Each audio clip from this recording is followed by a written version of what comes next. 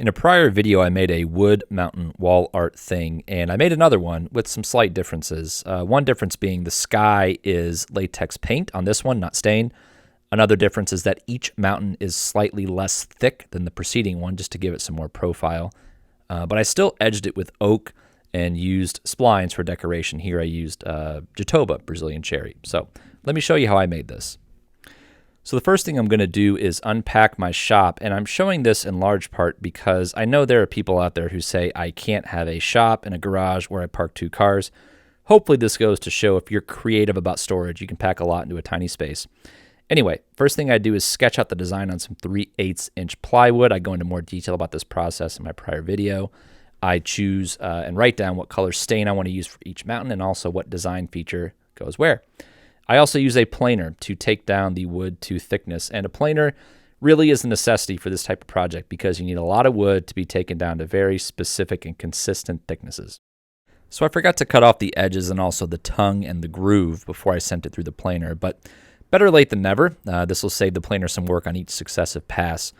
I sand the pieces I'm going to use for each mountain down to 150 or 180 grit or so. I think it makes the stain take better. I have no way of knowing this, but it's just what I do. Anyway, so I then cut each piece on the chop saw and label each piece where it's supposed to go so I don't lose track. And then I start gluing, and this is really just a matter of referencing. I reference off of the left side first and glue the first piece at 45 degrees to that. Then I take a 90-degree square and glue the second piece at 90 degrees to the first one. Once those are dry, I glue in and paint the rest of the snow caps. And then I glue in the outer edges of each mountain. Those need to be exactly parallel to what we've established at the top of the mountain.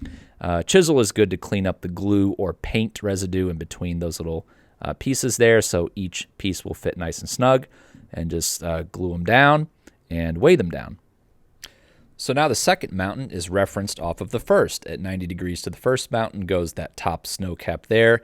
I weigh it down, double check, triple check, wait for that glue to tack up, and then when it's nice and firm, I go ahead and add on the second one at 90 degrees to that one. Again, double check just to make sure nothing shifted on me. Here's why it's important to establish the mountains up to this point right here, the outer edges perfectly. If there's an error within your mountain, like there is here, there is a few cracks, I can shift things around to minimize or even out that appearance. If there's an error outside of that, then the whole rest of the piece is going to be affected. So make sure at least this part here, establishing the top, is perfect. And if there's a mistake, let it be within your mountain. Anyway, I go ahead and cut all the pieces to size and glue them on. I'm going to show you how I safely cut tinier pieces here. So if one piece has a 45 degree and one piece has a 90, what I like to do is cut the 45 degree at the chop saw first, and then take the piece over, mark about where I need to cut it, and take it to my table saw sled and make a cut.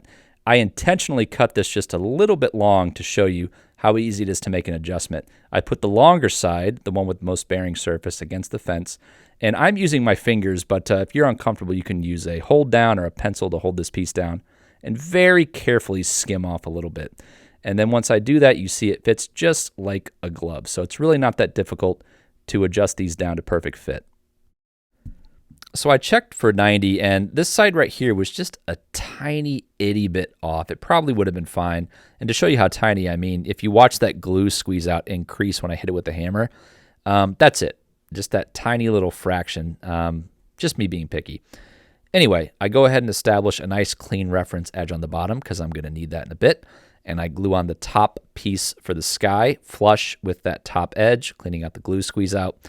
I went strip by strip here because my daughter wanted to help. I would have just rather have put down 5 or 6 at a time, but because this was a family project, we went one by one, and that's part of the reason this project took so long. So I talked about navigating around the mountains on the last video, but I didn't show it. You cut a piece at 45 degrees. You can either flip it over or make another 45 degree cut if you want that continuous grain look. But either way, it should be overlapping the peak, the apex of the mountain.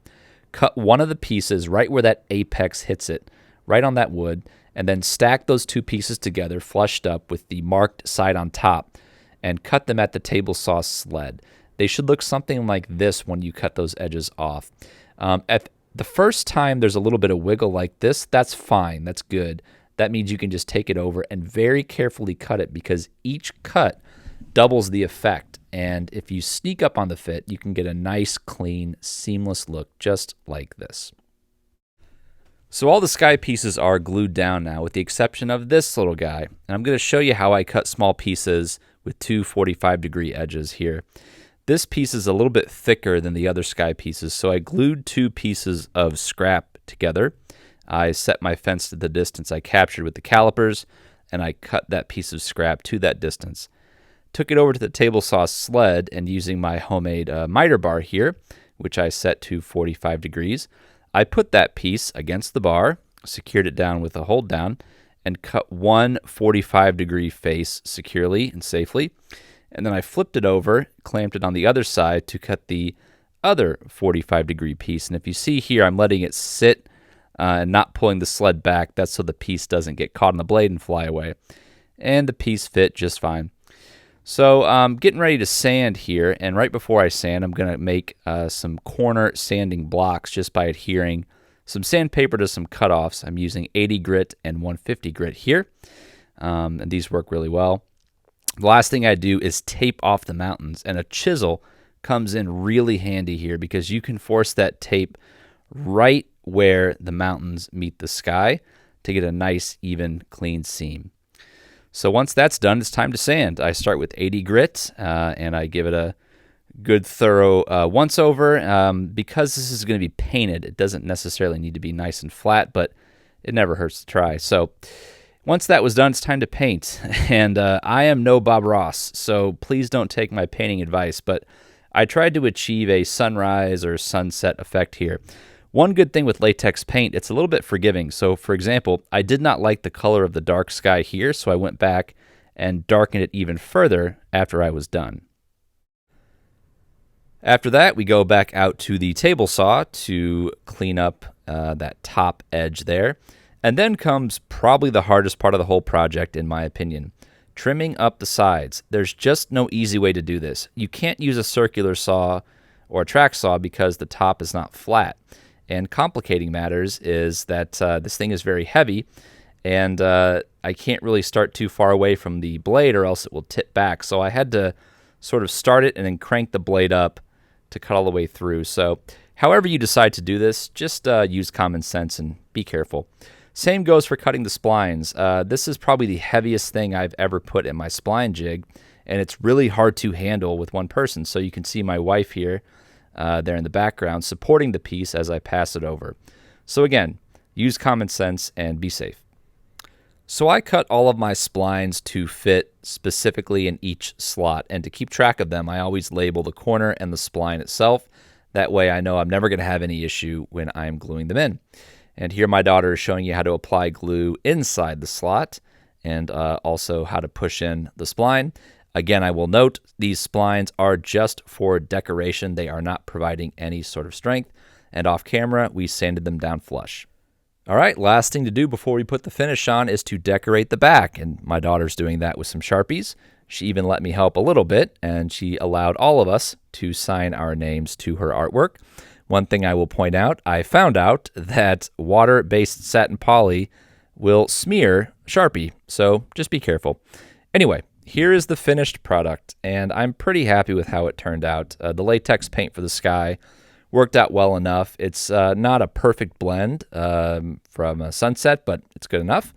And what makes this all the more rewarding is that this is a one-of-one design. I will not make this design again because this is for us. We are moving from Illinois to Northern Virginia, and this is going to adorn the walls of our new home. So we all decided to pitch in and help out, and hopefully this is something we can admire as a family for many, many years to come. So very good project. Enjoyed doing it. Thanks again for watching.